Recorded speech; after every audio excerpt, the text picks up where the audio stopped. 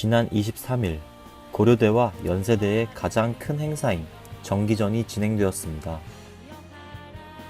예로부터 정기전은 양교의 화합을 이루는 장이었습니다. 학우들은 각자의 학교를 응원하며 즐거운 시간을 보냈는데요. 그러나 모두가 이를 즐길 수 있었던 것은 아니었습니다.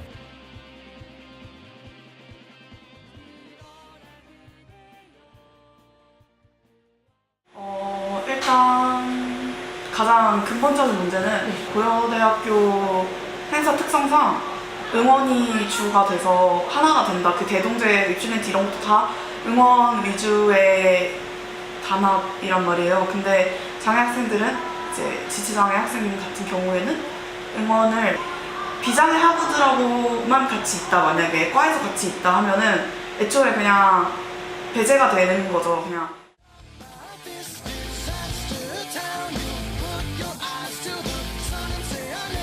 이러한 문제는 비단 고연전뿐만 아니라 대동제에서도 드러났습니다.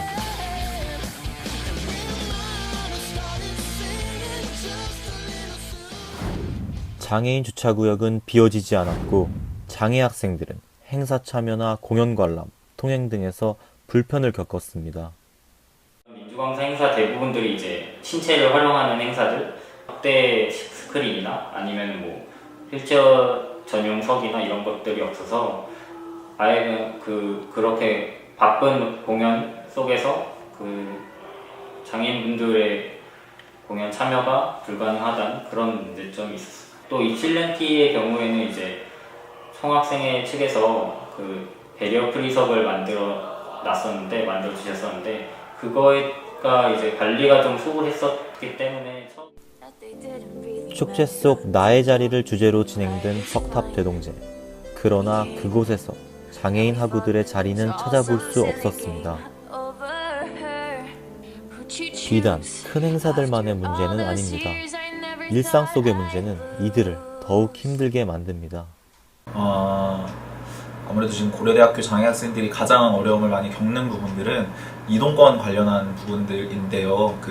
경사로의 설치가 아직 좀 제대로 완비가 되어 있지 않은 곳이라든지 아니면 낡은 건물에 엘리베이터가 설치되어 있지 않은 곳들이 좀 있어서 그런 부분들에서 장애학생들의 이동 접근권이 좀 많이 제약을 받고 있고 그런 부분들을 가장 좀 어려워하고 있습니다. 장애인 학우들이 겪는 어려움으로 이동권 문제를 꼽은 신홍규 씨. 우리는 이를 눈으로 확인하기 위해 정경대 후문으로 향했습니다. 경사로의 설치 규격상 계단과 경사로의 비율은 1대 10이어야 합니다. 계단의 높이를 측정해 본 결과 한 칸의 높이는 12에서 15cm였지만 이에 비해 경사로의 길이는 턱없이 짧았습니다. 다음으로 경사로를 이용하는 상황을 가정하여 휠체어를 끌어보았습니다. 그러나 이내 곧 발걸음을 멈출 수밖에 없었습니다.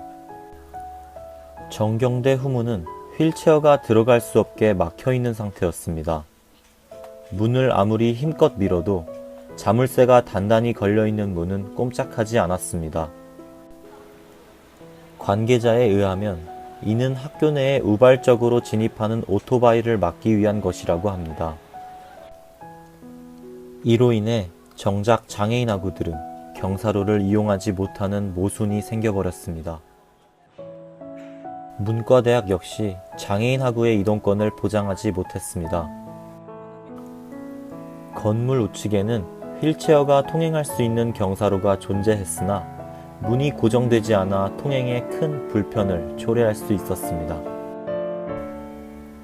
뿐만 아니라 휠체어 리프트가 있지만 실제 장애 학우들이 사용하기에 어렵다는 점, 엘리베이터가 설치되어 있지 않은 점까지 많은 사람들이 사용하는 문과대학이지만 장애 학우들에게 꺼려지는 공간이었습니다. 장애인 학우들이 겪는 어려움은 비단 시설 문제 때문만은 아니었습니다. 가장 먼저 좀 얘기를 드려볼 만한 거는 인식 부분이로 말씀을 드릴 수가 있을 것 같아요. 다리 절뚝절뚝, 이번에 그 입실렌트에서 있었던 그런 말이라든지 아니면 우리가 평상시에 아무렇지도 않게 하는 장애인 애자, 뭐 병신, 뭐 이런 말들이 지켜보는 장학생들 입장에서는 굉장히 좀 괴로운 일이거든요. 그래서 그런 것들을 좀 주의해 주시길 좀 당부를 드리고 싶고. 우리는 고려대학교 학우 100명을 대상으로 장애학우에 대한 인식 설문조사를 진행했습니다. 대다수의 학우들이 잘 모르겠다고 응답하여 장애에 대한 인식의 중요성을 인지하지 못하고 있음을 알 수 있었습니다. 한편에서는 이 같은 문제를 개선하기 위해 노력하는 사람들 또한 있었습니다. 서관에 지금 엘리베이터 확정이 난 걸로 알고 있는데 그 전에 4월 20일이 장애인의 날인데 그때 이제 휠체어를 빌려서 인형을 앉혀놓고 판넬을 써서 뭐 휠체어 학우도 4층에서 열리는 어떤 수업을 듣고 싶다. 휠체어 학우도 서관을 자유롭게 이용하고 싶다. 이런 식으로 캠페인성으로도 했었고 총학생회 또한 학우들의 인식 개선이 필요함을 인지하고 있었습니다. 학내에서 이 불편한 말들 제보를 받아가지고 공론화시키려는 사업을 시도를 했었는데 끊임없이 학생들도 장애 학우들뿐만 아니라 소외받는 이들을 위해서 좀 의식적으로 행동을 하셔야 되는 거고 총학생회 차원에서 그런 것들을 유도할 수 있는 사업들이 충분히 좀 가능하다고 생각을 하고 있습니다. 이러한 노력들 덕분일까요? 올해 고연전에서는 장애인 학우들이 이전보다 나은 환경에서 응원을 즐길 수 있었다고 합니다. 이번에 야구장에서 장애인 좌석이 저희 메인 응원단상 오른쪽에 하나랑 왼쪽에 하나가 있는데 이 오른쪽에 있는 장애인 좌석에 앰프를 설치를 해야 뒤쪽에 있는 학우들까지 소리가 가는데 그래도 장애인 좌석을 오히려 확보를 해주면 더 해줘야지 이쪽을 침범하면 안 된다고 해서 앰프를 바깥쪽으로 빼는 방향으로 해서 장애인 좌석 확보에 신경을 많이 썼습니다. 응원할 때 나와 양 옆에 친구의 키가 서로 다르듯 우리는 모두 조금씩 다릅니다. 다름을 있는 그대로 받아들이는 것. 바로 거기서 공존이 시작됩니다.